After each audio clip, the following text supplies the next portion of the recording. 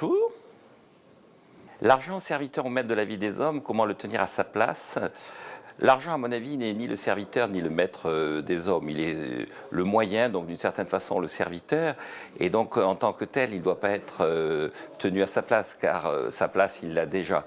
Par rapport à cette question, simplement deux remarques. On l'accuse d'être à l'origine de la cupidité des hommes, alors que c'est plutôt la cupidité des hommes qui est à l'origine de l'argent.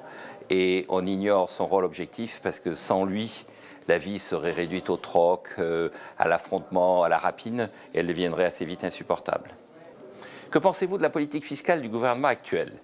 La politique fiscale du gouvernement actuel, je la trouve beaucoup trop violente et beaucoup trop axée sur les entreprises. Le gouvernement actuel a pris conscience qu'il y avait un problème de compétitivité dans ce pays et pourtant, il a augmenté de près de 10 milliards d'euros cette année dans la loi de finances les impôts des entreprises.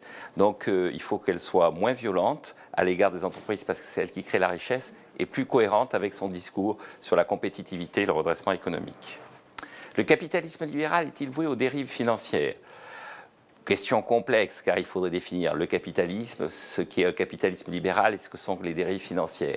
Je pense que le capitalisme est surtout voué à créer de la richesse et de la croissance économique et que dans ce contexte, effectivement, il arrive que des faillites, des bulles, des escroqueries même, entachent la vision positive que l'on peut avoir du capitalisme. Ce sont des dérives que les banques symbolisent assez souvent, mais ça ne remet pas en cause le caractère, à mon avis, fondamentalement positif du capitalisme qui est d'apporter de la richesse aux hommes. Merci.